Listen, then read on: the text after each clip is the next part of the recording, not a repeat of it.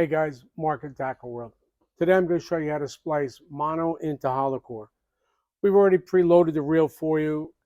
Let me get right to how you're going to put the mono inside. Hollow core, as you know, because of the name, is hollow inside. We're going to put the mono up 3 to 4 feet inside of the line. What this creates is a smooth transition as it goes through your guides. It'll be a little bit easier. First thing we want to do is we want to load the bobbin. Bobbins are used to put finishes on reels, on bows, things like that. Today we're going to use it to put the line into the hollow core. Load up. I loaded up at about 30 inches.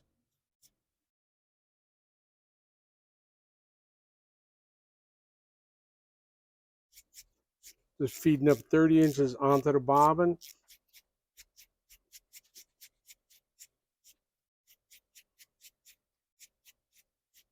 All right, next thing we're going to do is we're going to run the mono up inside of it.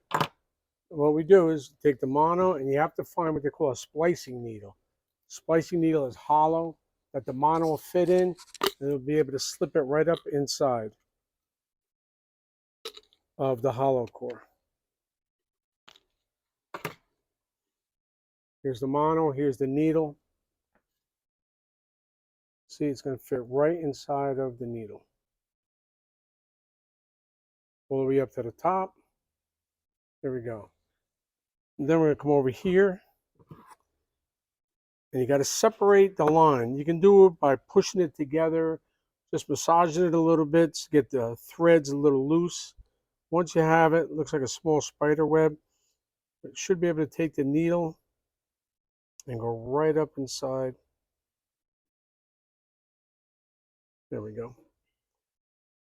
And what I do is I feed the line off of my top finger, so it's always going on straight, like this. Put a bunch of it on your line, like this, and what I do is I pull the extra down the line so I can continue on. Always make sure that the mono does not come out of your needle.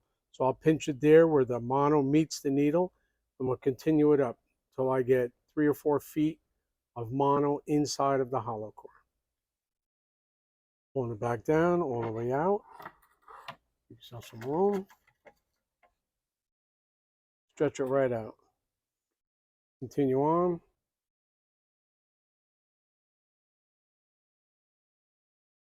There's my 3 feet. Pop the needle through. I bring it out. When the mono just first comes out, I'll take the needle off, and because it's loose, I'll be able to feed the mono back down into the braid. I have plenty of slack on this. So I'll be able to pull it up over the mono and bury it right inside.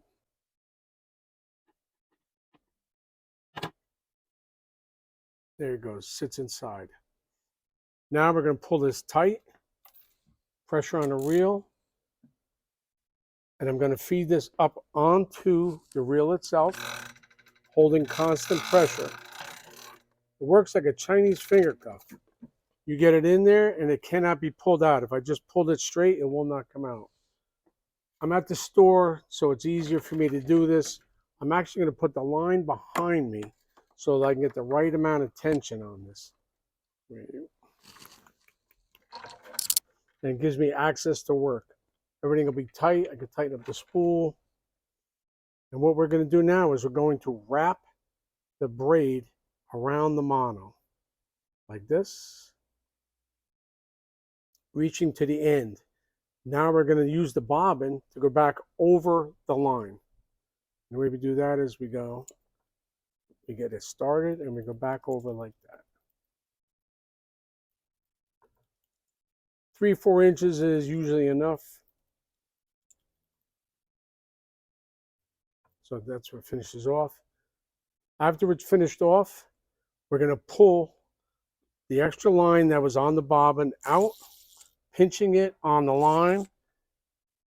And now I'm going to continue on with pulling tight on the hollow core. And I'm going to do 12 to 15 half hitches. You can alternate them. I go straight. It causes a ladder on the back, which I'll show you when I'm done. Guys tell me they appreciate that. It makes the line actually stronger. It'll look like a curved line going up the back of this.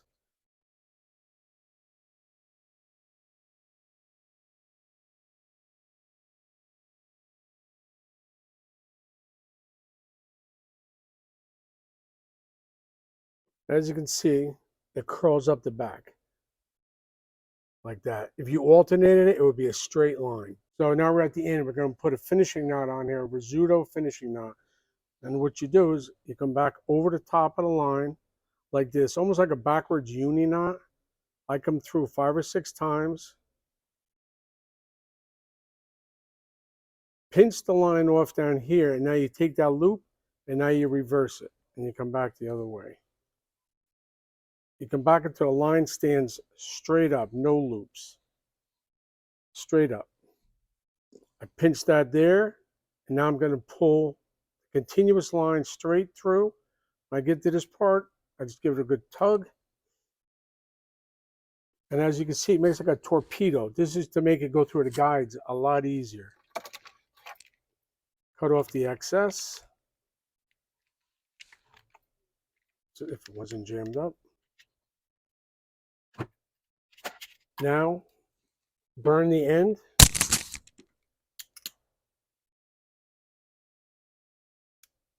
Push that in, and we'll top this off with just a small amount of knot glue. I throw a paper towel underneath it just so you don't stick to the floor. And we only do the top half of the knots, like this, on both ends. That's it. And this way the knot can tighten itself up. Make it extra tight coming in. That's it. You give that about 3 or 4 minutes to dry. Blowing on it helps. And you're ready to go. Now I can just wind this right onto the reel itself.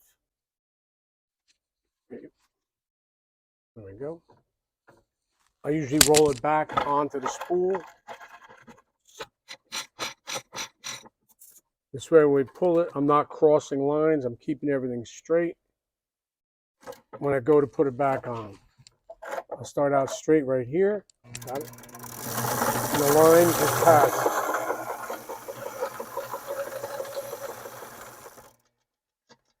And that's how we splice here at the store.